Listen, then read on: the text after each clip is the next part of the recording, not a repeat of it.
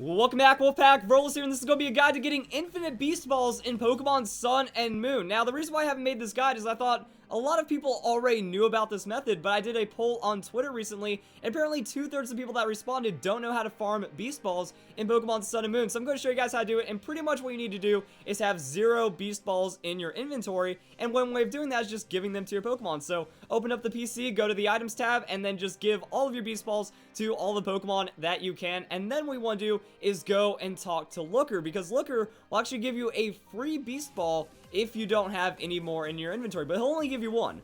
So pretty much what you have to do is give that to another Pokemon in your party, and then he'll give you 1. So you can only farm beast balls in batches of 6, then you have to go back to the Pokemon Center, pull out 6 new Pokemon, talk to them again, and then that is going to be the method. But at the same time, you don't need more than 15, 20 beast balls, so a lot of the ones that you get during the storyline will be good enough, and if you run out, even in the post-game, you'll be able to get more and more beast balls. So this method works from the time you are given your first beast balls to even after the Ultra Beast mission. Even though there are no more to capture, if you do run out of beast balls, which is actually pretty hard because Ultra Beasts are super easy to catch inside beast balls, you can talk to Looker, and if you're out, then he'll give you an extra one. Now the big question is why?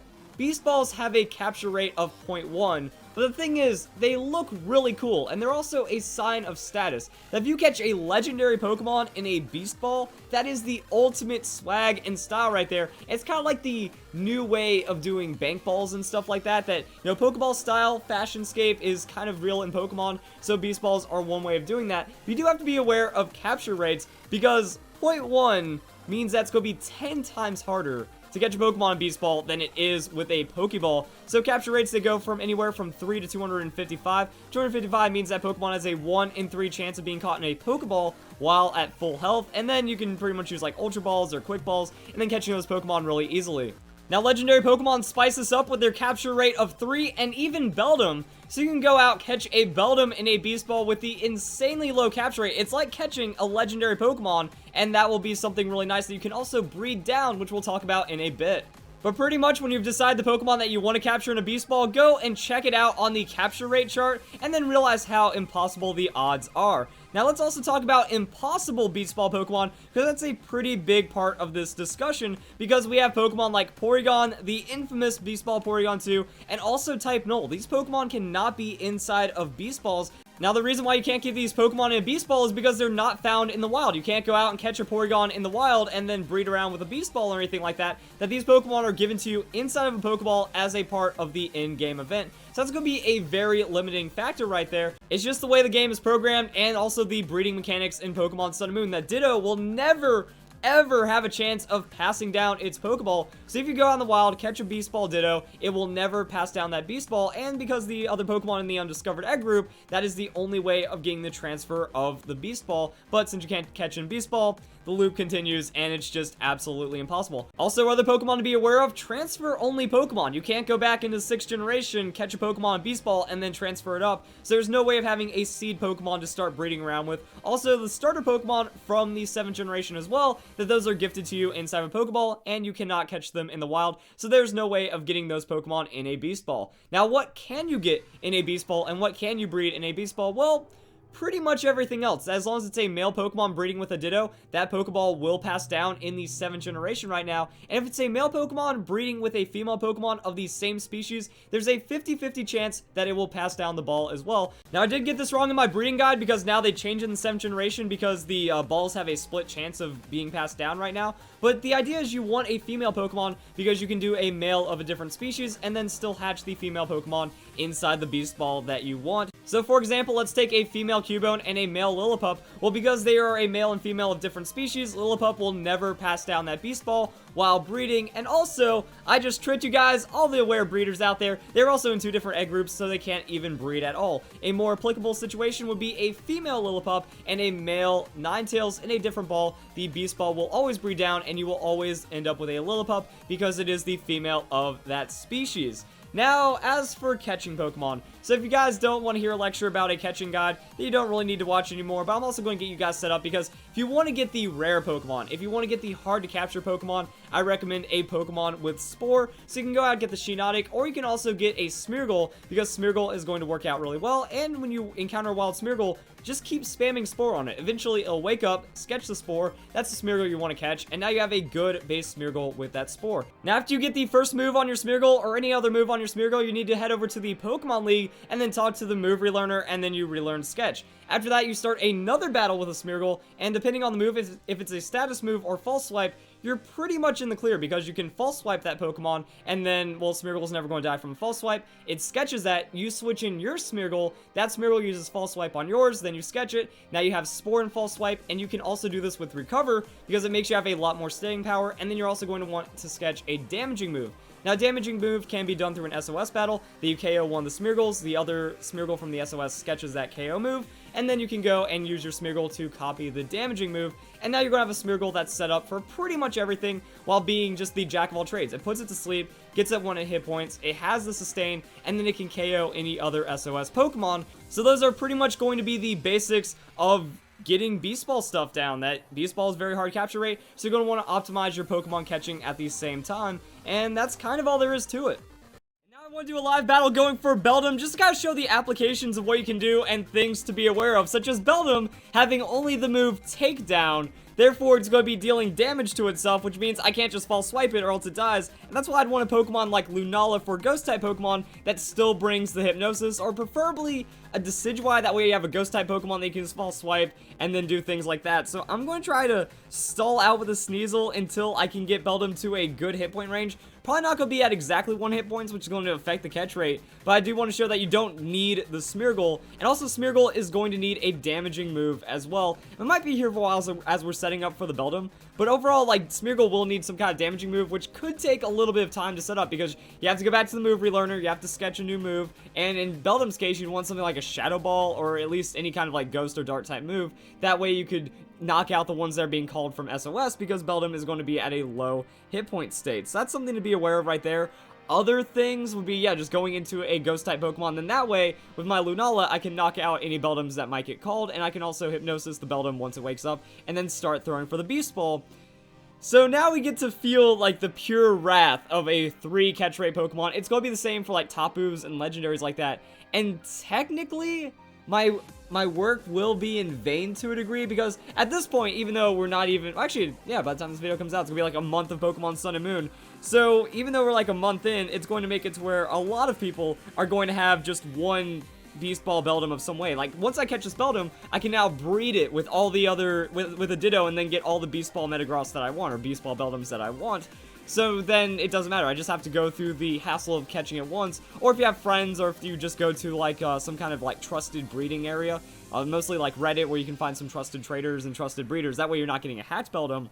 You can just get one for yourself, and then you don't have to worry about this. But it guys shows the applications of going for Beast Ball Pokemon on your own time. Also, if you have a Beast Ball Beldum and someone else doesn't, that's pretty good trade fodder, and then you can go and breed a lot of them. Also, you can get a synchronized Pokemon on your side as well. That if I have a fainted synchronized Pokemon, well then that means I could be going for an Adamant Nature, or whatever nature I want on my Beast Ball, Beldum, Metagross, or whatever.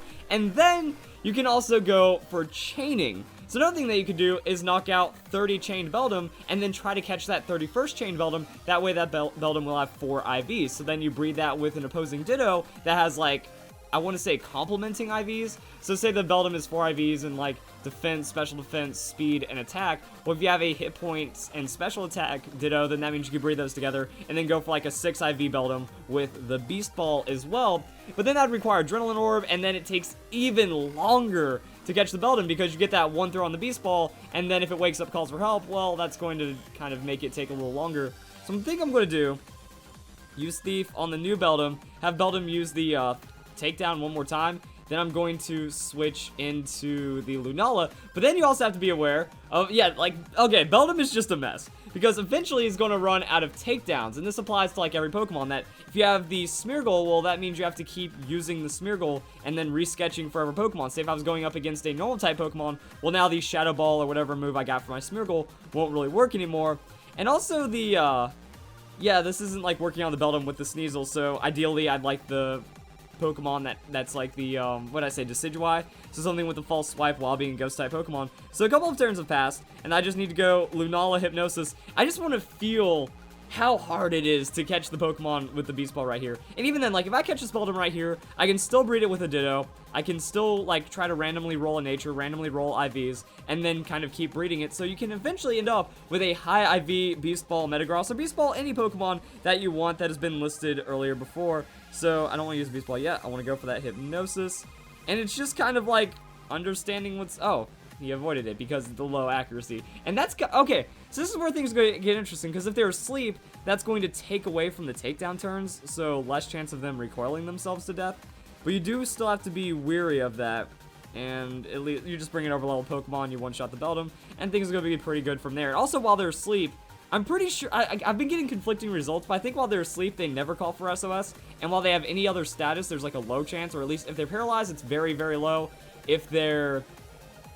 frozen, I think it's no, and if they're asleep, I think it's no. So at least you don't have to worry about the help as much, or at least like the odds are so cut down that it shouldn't be too much of a problem. And then you hope they stay asleep and then they don't kill themselves. So that's going to be one thing to deal with the Beldum that, you know, after maybe the second wake up or something like that, I might want to start being more aware of the PP, go back into the Weavile, try to set up a new Beldum. But in that time, I might also get some IVs depending on how far the chains have gone, how many chains I've taken out. So it all kind of like snowballs into itself. And now I just... Are we going to get, like, super lucky? Because we have him asleep. Like, we have all the modifiers possible, except the Beast Ball is going to drop us down to 1/10 of that. And that's pretty much what to expect. Oh, and Beldum wakes up. Cool. And it doesn't affect Lunala. So, I'm trying to figure out, like, other ways of getting around it, but there really just are not any. So, yeah, Hypnosis... and then hope I don't go through in turn. So it's about how long and how fast you can get the Beldum down to a good health range. The Weavile isn't, like, if I use Brick Break, I KO it. If I use Thief, I KO it. If I use False Swipe, it's a little bit of damage, but then I have to take into consideration the takedown. So let's go and throw out a couple more Beast Balls. Maybe I'll catch it, maybe I won't, but again, you can just kind of do this for any Pokemon. I'm just kind of showing the live applications for it as well. I'll also get a little bit frustrated. As for the legendary Pokemon, like Necrozma is going to be one for this. Ultra Beasts don't count because the Beast Ball does give the modified catch rate against them. And yeah, with the Tapu Pokemon, like Tapu and Beast Ball, that means you're going to have to dump a gold bottle cap. You're going to have to dump a silver bottle cap. You're going to need a synchronized Pokemon. And I think there was that modification. I want to go and double check this right now. Because synchronize... It's either mystery gift Pokemon always have it, or it's something else. So, yeah, alright. If Pokemon with Synchronized and Omega Ruby and Alpha Sapphire is leading the party, gift Pokemon and the undiscovered egg group will always have the same nature. So, it's a 50% chance for wild Pokemon, unless it's like a legendary or a gift Pokemon. So, if you're going for Tapus or legendaries, then yes, that is what you will absolutely want for that Beast Ball. Is that if you don't have Synchronized, well, then there's no point. And the IVs, you get 3 guaranteed IVs, but if you're going for Beast Ball, like, on a Pokemon with this low of a catch rate, it's going to take a very long time. There are some limitations, like Spore isn't going to work on Tapu Bulu. Tapu Koko, you're going to have to wait for Electric Terrain to wear off. Tapu Fini, you're going to have to wait for Misty Terrain to wear off. So that's when you kind of set up for the Pokemon, and then you start throwing down your status, then you start setting it up like that. So I'm going to keep going for this Beldum, and we're going to see if it, like, KOs itself or not. I don't think there's really anything else to talk about. I feel like a lot of people kind of misunderstood what's going on with the Porygon situation. Like, the gift Pokemon are the ones you have to worry about, the Pokemon that aren't available for transfer, because it's the same thing as the Dream Ball Aegislash that we have seen in the past. With Dream Ball Aegislash, that is just not a possibility because you couldn't get Dream Ball in the 5th generation, or you couldn't get an Aegislash in the 5th generation, much like how you don't have a Beast Ball in the 6th generation. So actually, I think I'm going to change my strategy, try to Hypnosis the Beldum as he goes for the call. That way, if it lands, he's not going to be using a takedown turn while I'm going and knocking out his little buddy there.